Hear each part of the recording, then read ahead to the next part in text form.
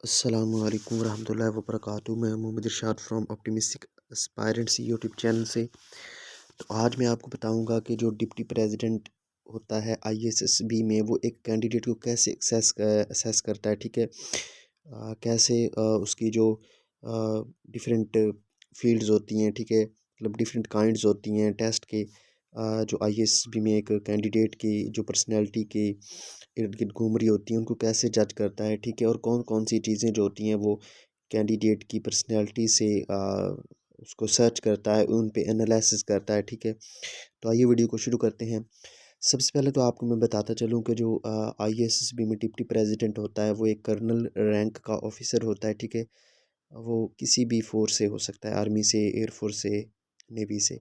ठीक है, और उसके पास इतना नॉलेज होता है, ठीक है, कि वो एक कैंडिडेट को जज कर सके। ठीक है, उसके पास एक अच्छी किस्म का जो एक्सपीरियंस होता है, उसकी अच्छी खासी ट्रेनिंग करवाई जाती है। ठीक है, और वो ह्यूमन नेचर की एक जो है ना, उसको अच्छी तरीके से समझता है।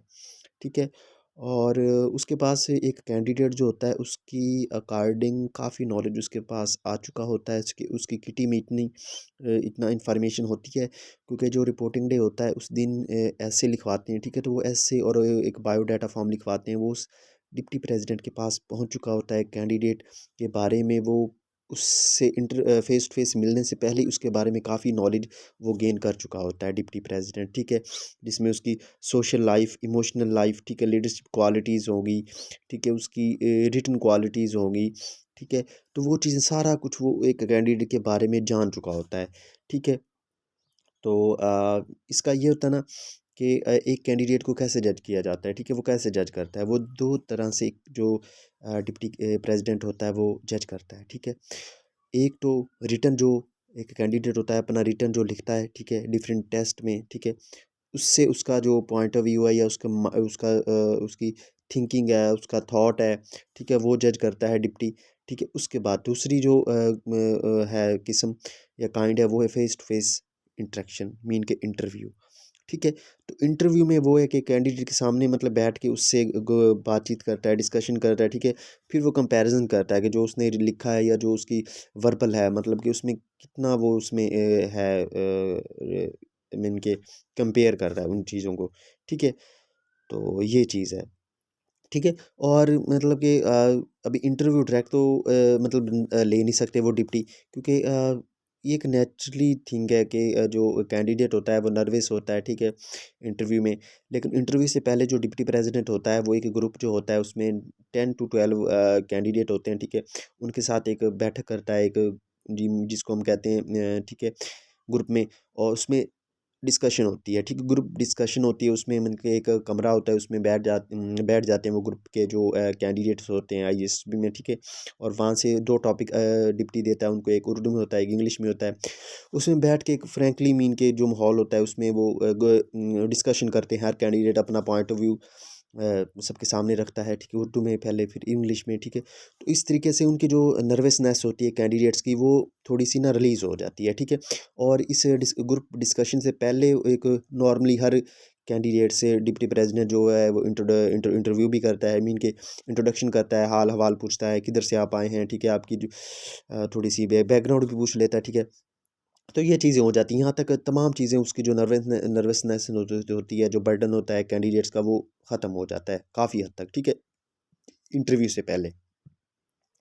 उसके बाद जब इंटरव्यू होता है, तो मैं पहले भी बता चुका हूँ आपको कि तमाम जो एक कैंडिडेट की इन्फॉर्मेशन होती है, वो उस तक पहुँच चुकी होती हैं डिप्टी प्रेसिडेंट के पास। ठीक है, तो देन जब इंटरव्यू होता है, तो इंटरव्यू में जो डिप्टी प्रेसिडेंट होता है, वो कौन सी चीज़ें एक कैंडिडेट के बारे में जज करता है। ठीक है, एक सवाल इससे पहले मैं आपको काफ़ी मतलब के जो पूछा जाता है कि एक स्टूडेंट है जिसने मैट्रिक में भी टॉप किया है, अच्छी खासी उसकी ग्रेडिंग है, एफएससी में उसने अच्छी खासी ग्रेडिंग हासिल की है, तो क्या इसका कोई बोनस पॉइंट उनको मिलेगा कैंडिडेट को इन रिकमेंडेशन? तो ऐसा कुछ भी नहीं है। ठीक है, वो चीज़ें उसने एक पेपर वर्क में वो लेके आया है, लेकिन वहाँ पे वो जज जो चीज़ हो रही है ना, वहाँ प्रेज़ेंट हाल में चीज़ें उसकी हो रही हैं।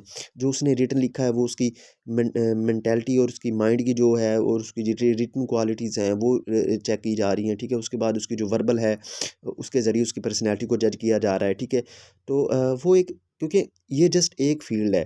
जो उसकी मतलब उसने उसने एकेडमिक में अच्छे ग्रेड हासिल किए, तो ये उसकी एक फ़ील्ड है, ठीक है? इसका एक अच्छा पॉइंट है। लेकिन इसके अलावा और काफ़ी सारी फ़ील्ड्स होते हैं, उसका और काफ़ी सारी मतलब कि साइड्स होती हैं जो डिप्टी प्रेज़िडेंट जज करता है, रिसर्च करता है कैंडिडेट की पर्सनैलिटी के हवाले से, ठीक है? जैसे कि सोशल रिलेशंस, सोशल इंटरेक्शंस कैसी है कैंडिडेट की, ठीक है? मुआशरे में, लोगों के साथ, फ्रेंड्स के साथ, ठीक है? उनके बारे में क्या सोचता है, क्या थिंकिंग उसकी है, क्या राय है उसकी। उसके बाद उसकी इमोशनल स्ट्रेंथ, ठीक है? जो इमोशनल है उसकी वो, क्योंकि ये एक चीज़ मेन चीज़ होती है कि आप एक आर्मी जो एक फैमिली है उसमें आप जा रहे हैं, तो आपका इमोशनल बिहेवियर कैसा है, ठीक है? लोगों के साथ आप मीन के ज़्यादा गुस्से गुस्से वाले तो नहीं हैं, आप जज़्बाती तो नहीं हैं, ठीक है? जज़्बात हर इंसान में होते हैं और होने भी चाहिए, लेकिन उनको राइट वे, राइट टाइम पे यूज़ करना आना चाहिए, ठीक है? उसके बाद लीडरशिप क्वालिटीज़ चेक की जाती हैं कि कैंडिडेट में उसके उसमें मीन के लीडरशिप क्वालिटीज़ हैं, उसमें वो फ़ैसला करने के काबिल है। यो को क्या कोई एक कंडीशन आ जाए उसके सामने एक, ठीक है? तो वो क्या वो फ़ैसला कर लेगा? ठीक है, तो इस तरह की ये चीज़ें काफ़ी सारी जो चीज़ें होती हैं वो उसको जज की जाती हैं, ठीक है। मतलब 2 तरह से कैंडिडेट को एक जो डिप्टी प्रेज़िडेंट होता है वो उसको करता है जज, ठीक है। एक उसकी रिटन क्वालिटीज़, रिटन जो उसकी तमाम चीज़ उसने लिखी हैं, रिपोर्टिंग डे पे सारी उसने बायोडाटा फॉर्म लिखा है, उसपे उसने एसे लिखा है, ठीक है।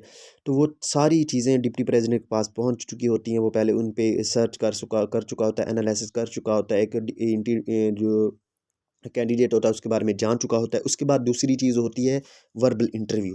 जब फेस टू फेस आमने-सामने बैठ के वो मतलब डिस्कशन करते हैं, तो तब जो एक डिप्टी प्रेज़िडेंट होता है वो काफ़ी हद तक मीन कि 90-95% जान जाता है कि कैंडिडेट में क्या है, कितनी उसमें एबिलिटी और क्वालिटीज़ हैं for the a, for becoming the a, army officers, ठीक है।